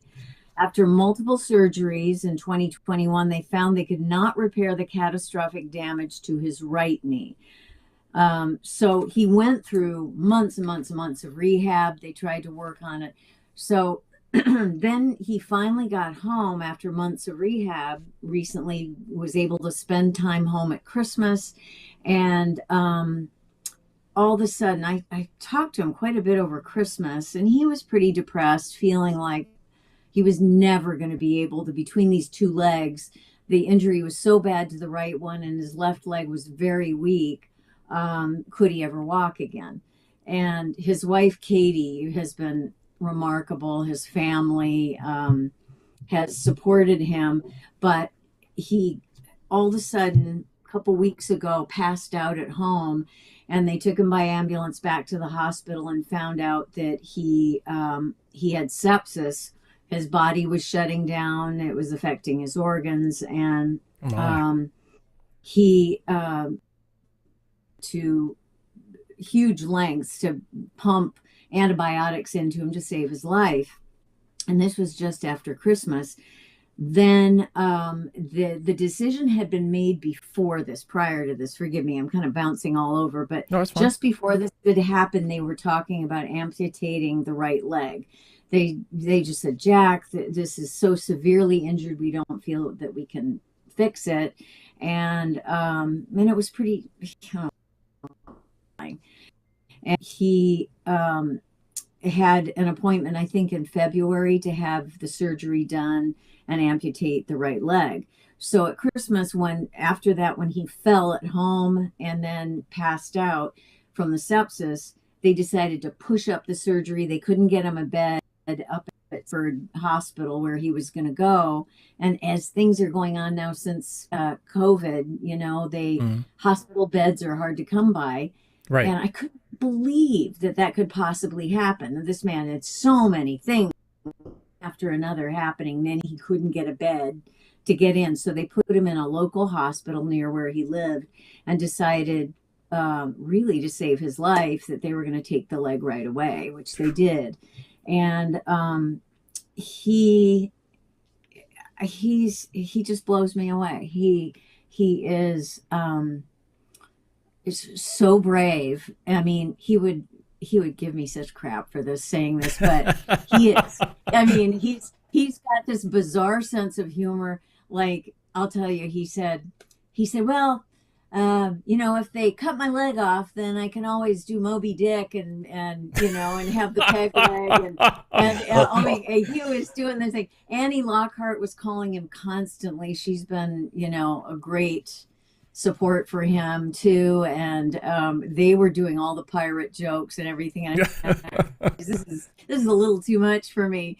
And I think that you asked about the fundraiser itself, of how that kind of came about. I had seen recently, a couple months ago, a young kid, he was about 18, had a catastrophic brain injury from a skateboard. And it was how his mom put this thing up, this fundraiser, and I followed it, and I was mesmerized by how community. And I watched Jack with insurance and what was happening. And at first, a couple months ago, he said to me, no. He goes, no, I have a good car. I have a home. He said, I'm not going to beg for money. And I said, but when you think about it, this is not what we're asking for. People, when they have medical emergencies, when all of the insurance, you're tapping out on all the insurance, and the Medicare, there's the 100 days, you have the 100 days rule where they give you care. Let me see if I can get this right, because this happened to my mom and dad too. You can be in the hospital on Medicare, and they will cover you in rehab for 100 days, but then it has to reboot. In order to reboot your insurance, there's either, I'm not sure what it is, either there has to be another surgery or another 3 days in the hospital, something. Right. So we knew that everything probably would be covered for the surgeries, the hospitalization, which is massive, and the bills with that. But then the care afterwards was going to be scary, because he's going to need about 3 to 6 months for, forgive me, they call it the stump, to heal, right, and heal enough to even talk about prosthetics. So it's just, so last week, so after it was done, and he comes out of the surgery, and he comes out talking away, and I went, oh my God, you're amazing. How they had done the surgery, they do it, those hours that it went on, I think there was a part of it that was a relief that the poisonous part was out, and then moving forward. And he, again, with the pirate jokes, oh my God, you gotta love this guy, because he's got this part of him constantly with the jokes, and I had to kind of peel through that, and I said, talk to me. I know that you're scared. And he was. I mean, of course he is. Of course. Yeah. But there's that feeling too that humor helps everything in a way, and it gets us through. So anyway, back to this kid that I saw in the fundraiser, I thought, but if they can do this and they can raise this money, this would be so cool. And finally I talked him into it, and he agreed, and he was scared enough about how many months of rehab, and his wife having to take care of the family and work, and her mother is in the hospital and is healing, her 93-year-old mother. So her plate is full. This family is just amazing. So I thought the least I can do is to do this. So I set up the fundraiser. I told him, I said, it's going to be easy. I can do it in a day. I can do all of this. Then I contacted everybody on my Facebook. Through that, I put it out there. And as you saw, and you posted, my videos I thought, how can I do this? How can I talk to people at a time when people are having a hard time themselves? And I had a little bit of, a few people that were not so nice about it. And I get it.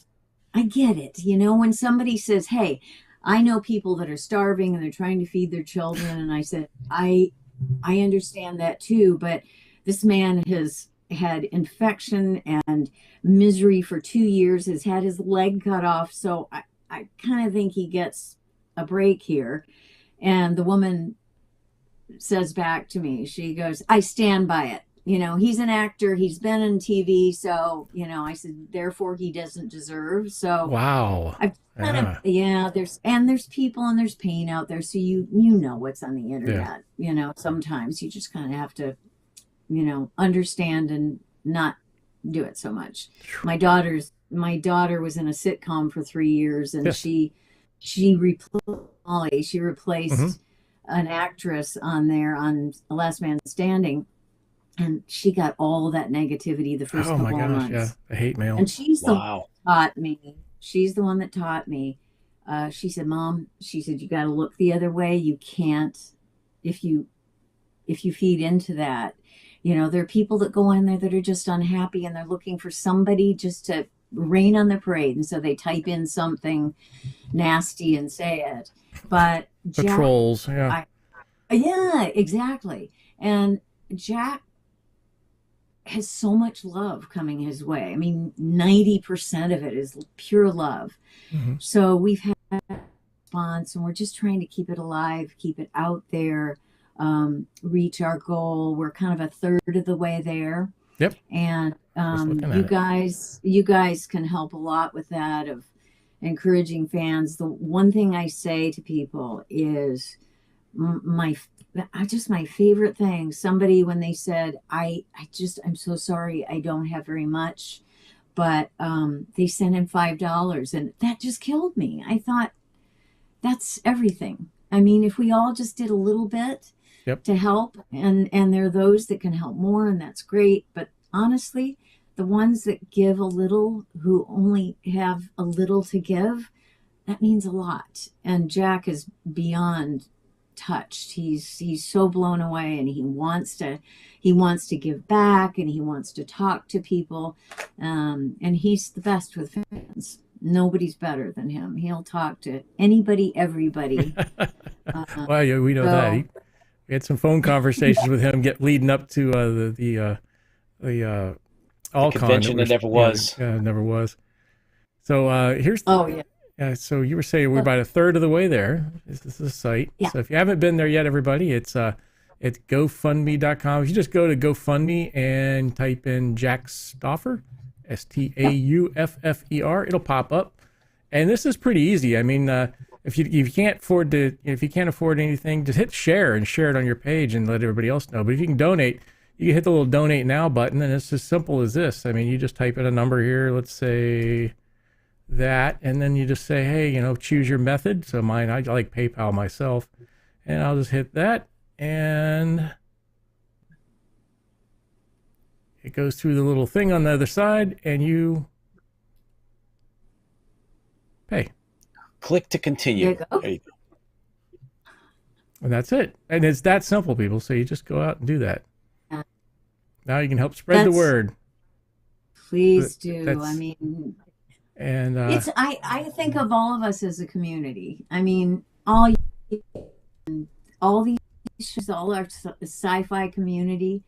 I mean, I listened to you guys, and I watched Star Trek as a kid on TV and knew all the episodes and loved all that. And then I watched, I'm really bad with this, but Bob Picardo. Sure. Which one? He was on, very dear friend of ours. I mean, he talked at our son's graduation, and I just love him to pieces. He's hilarious. But there's something about when you do a sci-fi show. I told my daughter, you have to do sci-fi. It's like forever. It's forever, yes. It's you'll forever. Get the people all set up, and they'll be there forever. And I said, you could go in, and she says, we all laughed about saying, I said, maybe someday you could play Cassiopeia, her daughter. That'd be great, Oh, absolutely. What do you think? That'd be kind of fun. Oh, wow. Laurette, we have our fans are activating. Lola says hello. Paul Rotter says hello. Trey Nar, thanks you for coming on IFB to discuss this. Mike DeBrun says you are a true friend. Colin from the UK just said he already put some money towards the GoFundMe, and Saw it. he's Thank you. a good supporter of ours, and Lola as well, and Carl Yes, I've seen Kohlenschmidt Lola. from Team BSG says need to get you in the Viper again. I know that Carl and his buddy George they've supported, so we're doing. Yep. Hey, Colin, you're in Seattle. Okay, so I stand corrected. Colin, you're in Seattle. Thank you for taking care of business. And everybody else out there, see what you can do. Yeah. One of ours needs some help. So let's see what we can do. So IFB is behind it. So let's make it happen. Yeah, because fans fuel the fleet, and fans take care of each other in the fleet. So this is what we need to do, is take care of each other, no matter who or what they, if they're an actor, or if they're part of the fleet, anybody is part of the fleet that you want to help out, and something major happens, we need to try to band together and help out as best we can with whatever money we can. So, I can't say how much I appreciate how much you've done for Jack. It's you are quite amazing. Thank you so much for stepping up and setting this up. This is great. Thank you, Red. Thank you for coming on. You're we would so love welcome. if you could come on for an update in the future. We'd love to have you. Just let us know. Keep us in the loop. I know that we had a couple more. Mike DeBrun said he sent something up as well, and Lola wants to know if there's a way to send any kind of greetings or well wishes to Jack. On GoFundMe, you can. On GoFundMe or on the Facebook post. The one that he did. Any of them right now. You can go to his Facebook. Yep. And directly to. So excellent. He's on there as well. So mine or his, if you have trouble with his, he's trying to get back in. He makes me laugh. He's exactly like my husband with tech things. He gets on there and goes insane. My husband will say, he'll be pushing buttons and saying it doesn't work. And I said, stop pushing buttons and just wait a minute. Let it settle. Jack's exactly like that. So I helped Jack with his video on Facebook. We couldn't figure out how to do it at first. So I said, I'll tell you what, let's FaceTime. I put him on my desktop computer, and then I used my phone and taped it and then posted it, because he posted, I don't know how. I said, okay, I'll put it on mine. So that, and to your comment about talking to Jack on the phone, I said to him, well, why don't you make it like a minute or so? He goes, oh, a minute. It won't be that long. It's like 8 minutes later, I'm going, cut. You're killing the internet. You're shutting it down. There's no more room on the internet, Jack. You got to stop. No, it was great. But I love you guys for doing this and helping us out. It really means a lot. Yeah, we need to help him out. That's the important thing. And like I said, it's anytime you want to come on and talk, update. If Jack wants to use a phone and come on and talk to the fans, we could do that too. We'll do that. Yeah, we'll do that. You'll have to lengthen your show a little bit, but he will come tell stories. He's the best. Not a problem. Anytime. Not a problem. Thank you guys. Take care. Yep. Thank you, Laurette. Galactica has a home here. This is where we kind of get together and we enjoy putting the word out. So fans fuel the fleet. Laurette, thank you for taking care of Jack and doing the right thing. So this. Oh, I forgot my glass, but here's my candle. Don't drink the candle, okay? It's really bad for you. But anyways, as we always say, we say fans fuel the fleet, and here's to the fans out there that are supporting, and the fans that that are just that not only support but create support, like yourself. You're a fan of Jack, and that's great. And so here's to Jack also, if you're watching or listening in later on. Hope speedy recovery. Thank you, guys. Okay, I wish I was drinking with you. Next time, Laurette. Next time. you come on. Next time, I promise. All right. Thank you. All Thank you right, very thank you much so for much. taking the Take time care. out. We appreciate it. Take Uh, care. have a lovely night. All right. So You too. it looks like everyone is mustering and we're doing the right thing. Yep. Thanks everyone that Couple more donations contributed. rolled in while we were talking. Yep, absolutely. And thank you everyone that's actually going forward now after seeing the show and adding a little bit to the GoFundMe for Jack Stauffer, Lieutenant Bojay, one of our favorite colonial warriors. So guys, for those of you that are watching this afterwards, wherever you may be around the world, please consider helping Jack in his time of need. Doesn't have to be a lot, but you know he's facing a minor crisis in his life right now, and you know he's part of our Battlestar Galactica world. So please please go out there and whatever you can do is greatly appreciated on his behalf. And we're honored that we had Laurette Spang, Cassiopeia Yes. from our beloved Battlestar Galactica 1978. They just came on and gave us an update, so that was very nice of her to do that for Jack and to take the time out to come on IFB. So thank you guys, really appreciate it. Everybody that you know put up and did something that was really cool. All Vipers launch. Thank you, Mike. I'll add my qubits to Jack. Thank you, Paul. Awesome interview, Paul. Thank you very much. This was you know, like a last minute thing. This was not we hadn't really planned for this to happen. And thanks for staying on and watching, guys. Appreciate it. And I guess we'll see you next Thursday. Yes, we will. So Jack is awesome, Jeff. That's right. He's becoming a Cylon. All right, all right. Trey says you're quite a lady, Bojay to Cassiopeia. So, guys, thank you again for tuning in. Thank you for supporting. Really appreciate it.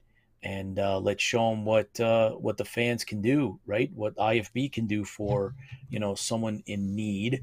That was kind of cool that you know we had Laurette on. Yep. So you know, as we always say every night, every time we shut down, it's about the fans. Fans do wonderful things. The fans fuel the fandom. If it wasn't for the fans, they wouldn't have been shows that are still alive today from 1978, like Battlestar Galactica. So, as we always say, fans fuel the fleet, and we'll see you next Thursday. Yes, next Thursday we'll have some more updates. Tell you some more about the Stranded Warrior. We're working on that diligently. You'll be surprised to hear some of that. So we'll update you next week on that, and hopefully we'll have better news on Jack's condition. I hope so. Hopefully we're farther than a third. Let's try to get to a half at least. Yeah, at least. Yes, fans fuel the fleet, John. Thank you very much. Everybody who was on with us live, thank you so much. And of course, our guests, right? Jim Beard that came on, had a really good time as always with him, and looking forward to the next one with Jim. Bran came on and Tara came on, right? And then of course Laurette Spang, Cassiopeia was on with us, telling us how Jack is, Jack Stauffer, Lieutenant Bojay. So I hope he gets better real soon. So I guess that's pretty much it. That's it for the night. Heck, y'all. So take care, and as we always say, fans fuel the fleet. Fans fuel the fleet, guys. Here's to you.